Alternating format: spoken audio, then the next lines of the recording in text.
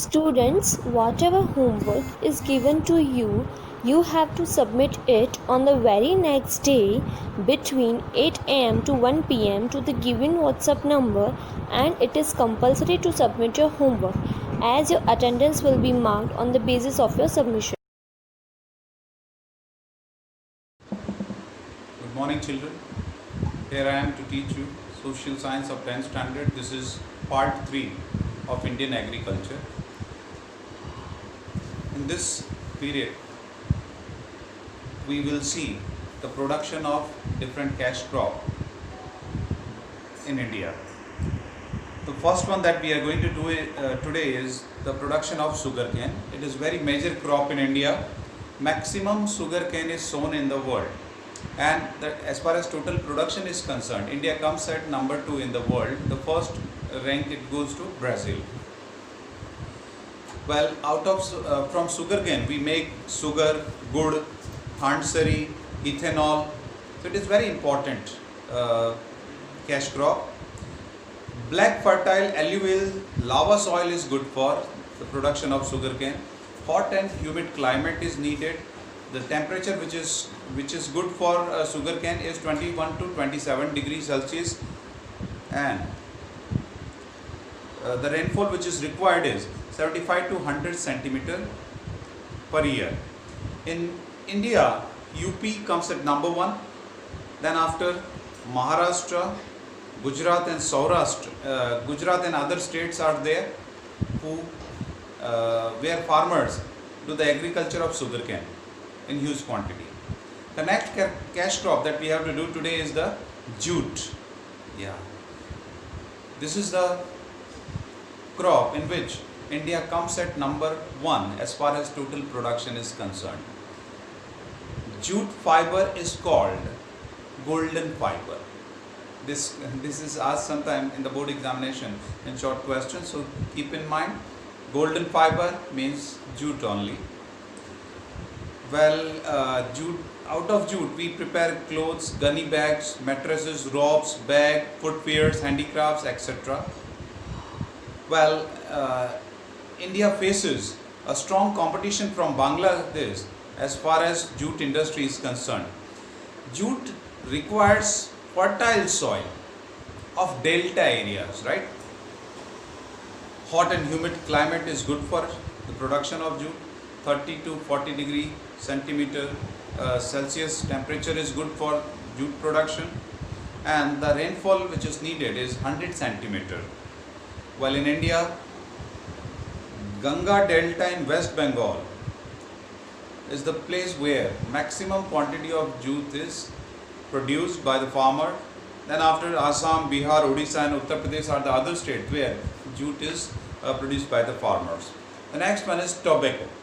Tobacco is very harmful to our health, but it is a cash crop, okay? It is kharif crop and sandy loamy soil is needed, 20 Celsius temperature is needed, 100 centimeter rainfall is good for the production of tobacco. Well, in the whole world, there are 4 countries which manufacture tobacco in huge quantity: China, Brazil, India and USA. So as far as total production is concerned, India comes at number 3 in the world as far as tobacco production is concerned. Gujarat, Andhra Pradesh, Uttar Pradesh, Karnataka are the major states where agriculture of tobacco is done by the farmers. In Gujarat, the Charotar region of Kheda and Anand district is world famous for the quality of tobacco. Apart from Charotar, Mehsana, Vadodara, Panchmahal are the districts where tobacco is grown by the farmers. Well, consumption of tobacco is harmful to health. In entire India, Sikkim is the only state which has completely banned the products of tobacco, bidi, gutka, etc. The next cash crop that we have to study today is the rubber. Well, rubber is prepared from the milk oozing out of the latex trees, okay? Acetic acid is mixed up with milk collected from the rubber plantation, and then we produce what? Rubber. Well, rubber is useful in the production of tires, tubes, etc. In India, also, the production of rubber is done where the humid climate is there, hot and humid climate is there. Well, as far as the production of rubber is concerned, in the whole world, Malaysia is at the number one position. In India, Kerala, Tamil Nadu, Karnataka, Assam and Tripura are the states where rubber is produced by farmers. After the cash crops, we have to study about the condiments and the spices. As far as the production of some condiments and spices, Gujarat ranks number one in our country as far as the production of cumin seeds, fennel seed and isabgol comes. While India exports coriander, fenugreek, mustard, suwa and ajwain. Well, India produces 35% of the total condiments in the entire world. Well, black pepper is there, cinnamon is there, clove is there. Well, we produce at very huge level. Ashwagandha, tulsi, kariyatu, meaty aval, white muesli, madhunashini, ashok, garmal, lady piper, galo, aloe vera. So, a variety of condiments and spices are produced by the farmers in India. After this, we have to see the production of fruits, vegetables and flowers. Well, after China, India comes at number 2 as far as production of fruit is concerned. In India, the fruits like banana, mango, apple, grape, naspati, orange are grown. Generally, bananas are grown in Tamil Nadu, Gujarat and Maharashtra. Apples are grown in Jammu Kashmir, Uttarakhand, Himachal Pradesh, etc. Maharashtra, Himachal, Jammu and Kashmir, Punjab, Tamil Nadu, Andhra. These are the states where apples are grown by the farmers. As far as crop production is there, well, very little contribution of our country is there. We import grapes from Afghanistan, Pakistan and Australia, right?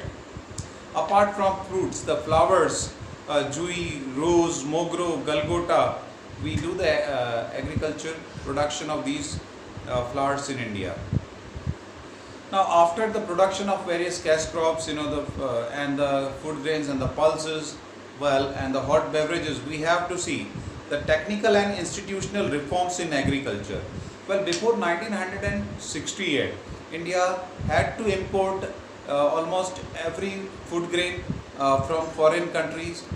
But 1968, the government of India took a huge interest in the developing agricultural situation in India, and with the help of that we brought green revolution, and after that the production of food grain cash crop increased in India. Let us see the technical reforms first. The first, well, farmers used to do the agriculture with the traditional components, but now, well, modern equipment is available to almost every farmer in India. Farmers used leather buckets and water wheel, but today they use submersible pumps, monoblock pumps, solar pumps, sprinklers in India. Well, the production of chemical fertilizer has increased at huge level in India, and because of that it is easily available at very cheap rate in India. Well, the farmers are guided through the radio, television, newspaper. Doordarshan has started especially a Kishan channel. So because of that, well, the farmers, they have got sound knowledge of agriculture today, nowadays. The research is done in the agricultural sector and it is made easily available to all farmers. Well, training centers are also opened by the government of India where farmers are given training. Guidance is given by the government as well as the NGOs are working very hard to give guidance to the farmers. The agricultural colleges are established in almost every state by the government of India. They carry out research and try to bring improvement in the agricultural sector. While different organizations are established by the government like ICAR, DARE, and these institutes work at national level to develop agriculture in India. So after technical reforms, we have to study about the institutional reforms. Well, the first one, first institutional reform which was made by the government of India, that we implemented Land to the Tiller Act. With the help of that, small farmers were given the ownership of the land where they used to do the agricultural work in past. Second, to remove the land ownership ratio, we introduced Land Ceiling Act in India. Well, Kisan credit card nowadays are given to the farmers to provide financial help to the farmers. Well, to give protection to the farmers, government has started Prime Minister Crop Insurance Scheme. In case if the crop fails for any reason, compensation is given by the government to the farmers. This motivates the farmer. The financial help is also given by the government to the farmers. We provide them the legal support also, right? We provide them, the facilities like the cooperative society, the market association, the cooperative warehouses, cold storage, transportation, communication are there. Well, Indian Agriculture Cooperative Marketing Federation of India, which is known as NAFED, Gujarat Cooperative Oilseed Growers Federation, National Dairy Development Board, NDDB. Well, these are the organizations which are continuously working in India to help the farmers and to improve the agricultural sector in India. Now comes Green Revolution. What is Green Revolution? Let me tell you Green Revolution. When the agricultural production increases in a short period of time with the help of the improved seeds, fertilizers, insecticides, the modern equipments, that is called what? Green Revolution. In 1968, well, due to the hard work of government of India, well, Green Revolution became successful in India. We provided chemical fertilizers to the farmers. We gave them the modern equipments. The irrigational facilities were increased by the government. The main purpose of this Green Revolution was to help the farmers and to make the nation independent as far as agricultural sector is concerned. Well, the record production of wheat and paddy is done, and this is the result of Green Revolution. The the agricultural production of all food grains and the pulses has increased in India just because of the Green Revolution. Well, today 130 crore people are living in India, but we are self-dependent country. We do not import food grains from any other country. This shows the development in agricultural sector. After this Green Revolution, we have to study about the role of agriculture in Indian economy. Well, agriculture is the backbone of our economy. Why? Let me tell you some points. The first, agriculture gives employment to more than half population of our country. Well, the 17% of the total portion of our GDP comes directly from the agriculture. Well, wheat, paddy, oilseeds, cotton, jute, sugarcane, tobacco, potatoes, we have started exporting these things and we earn the foreign currency with the help of agricultural sector. Well, as far as agricultural production is there, India comes at number 2 in the world. While many of the industries depend on agriculture, we get direct raw material from agriculture, like the textile industry, it depends on cotton, sugar industry, it depends on sugarcane, paper industry is there, oil industry is there. These industries, they get the raw material directly from the agriculture. Well, so this way we have finished almost every unit about agriculture in India. Well, now because of all these things, we can say that Indian farmer has become very knowledgeable today. The government is helping all the farmers, various organizations are working for the farmer, and because of that the production of food grain has increased in India. And that's why we are self-dependent as far as agriculture is concerned.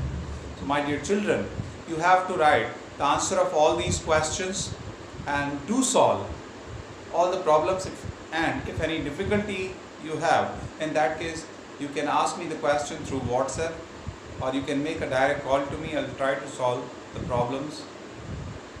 Thank you very much for watching. Have a nice day to all of you. Goodbye.